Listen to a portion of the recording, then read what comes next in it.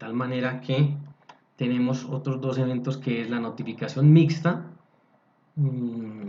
artículo 96, en el cual se dispone que para una misma actuación en eventos previstos por el legislador se determinará el orden de hacer esas notificaciones, comenzando, claro, si existe la principal, primero por ella, la notificación personal y después las otras. Sucede en la notificación del autoadmisor de la demanda o del mandamiento ejecutivo, en el cual se notificarán por estado al demandante y antes de su notificación personal o por aviso al demandado, y es el simple orden de hacerlos.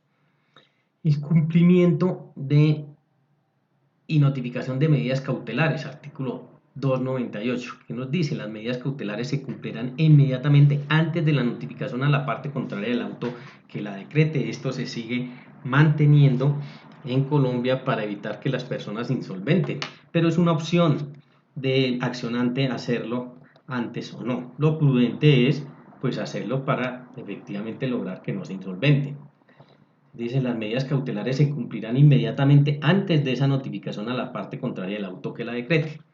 La interposición de cualquier recurso no impide el cumplimiento inmediato de la medida cautelar. Todos los recursos irán en el efecto devolutivo.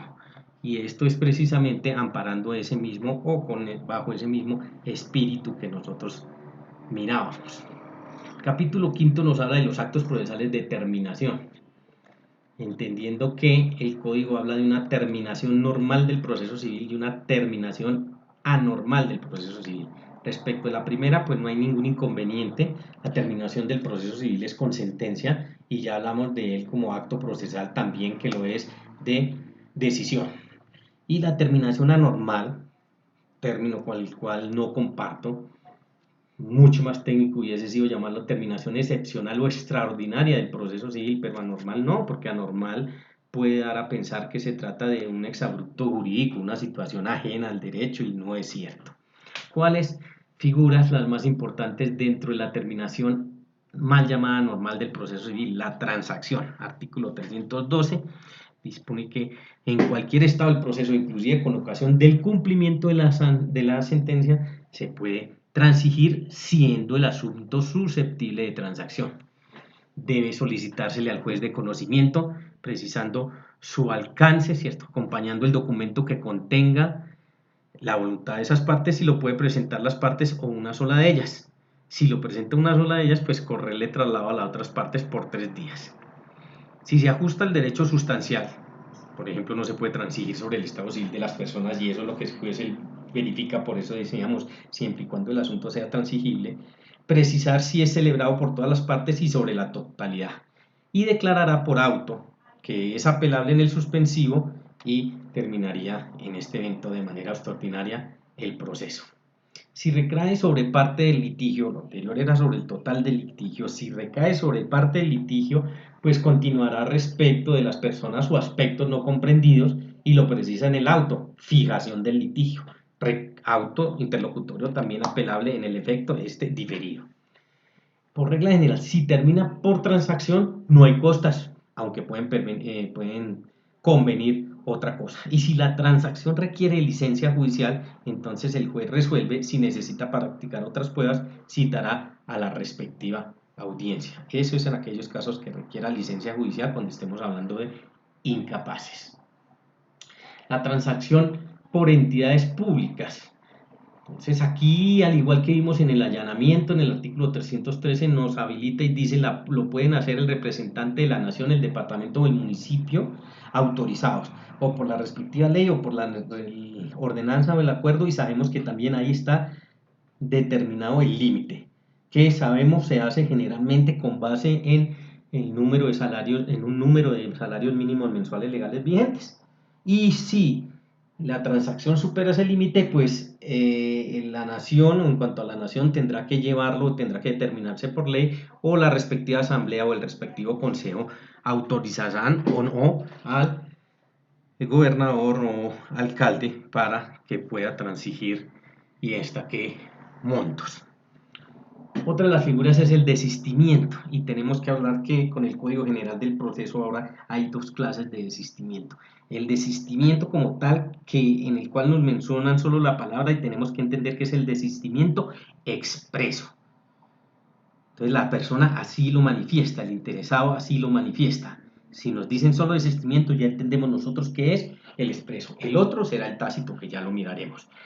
En el expreso dice desistimiento de las pretensiones, 314, sí, permite el desistimiento de las pretensiones. El demandante, que es quien las propone, puede desistir de ellas mientras no se haya pronunciado sentencia. Y si se presenta ante el adquen, comprenderá el del recurso que llevó pues al adquen.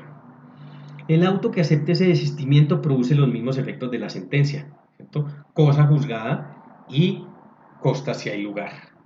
El desistimiento también puede ser total o parcial. Esta figura también admite que sea sobre la totalidad del conflicto o parcialmente. Implicaría solo las pretensiones y personas comprendidas en él. Se requiere fijar también el litigio si es parcialmente.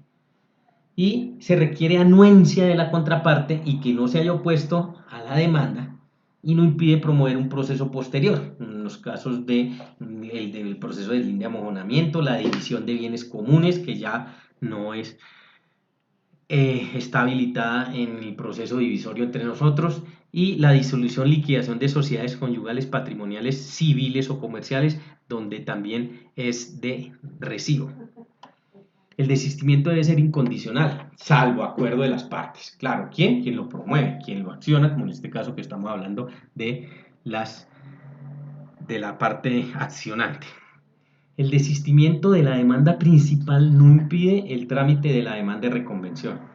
Por lo tanto, como son dos actuaciones independientes autónomas, se puede desistir de la demanda principal y si hay demanda de reconvención con un auto admisorio de la demanda de esa de reconvención, pues se seguiría el asunto en torno a la demanda de reconvención. ¿Se puede desistir de la demanda principal y se puede desistir de la demanda de reconvención? Sí, también puede darse ese fenómeno. Cada uno guarda su autonomía y su independencia. También aquí el desistimiento lo puede hacer el representante de la nación, el departamento o el municipio, igual que la figura de la transacción y el allanamiento, con el límite que ya sabemos que son autorizados por la ley, la ordenanza o el acuerdo respectivo. ¿Quiénes no pueden desistir de las pretensiones? Los incapaces en general, todo el que tenga ese estatus de incapaz y sus representantes, salvo que obtengan previamente licencia judicial, a no ser que hay un pronunciamiento de un juez que conste en una providencia judicial en firme que tenga ese permiso que se llama licencia judicial. Tampoco podrán desistir los apoderados que no tengan esta facultad expresa. De ahí que en los poderes, ¿cierto? En las facultades que no están consagradas en el artículo 77 del Código General del Proceso y que deben quedar dispuestas en el respectivo poder, ahí estará determinado entonces que se faculta o se debe facultar al apoderado para poder desistir. De no ser así, el poder será insuficiente y no tendrá esa facultad. Y tampoco lo pueden hacer, por obvias razones, el curador ad litem. Él no puede desistir de pretensiones. Claro que estamos hablando de curador ad litem, dirán que en el evento que él funja en una demanda de reconvención o que se suceda de esta manera, porque el curador ad litem aparece en representación del demandado. Desistimiento, el 316, el desistimiento de ciertos actos procesales, que también está permitido, no solo el de las pretensiones. Ya lo veíamos ahorita en la parte final del curador ad litem. Las partes podrán desistir de recursos interpuestos y dejan firme la providencia judicial en materia del recurso. ¿Sí? En vía incidentes, se puede desistir también de los incidentes.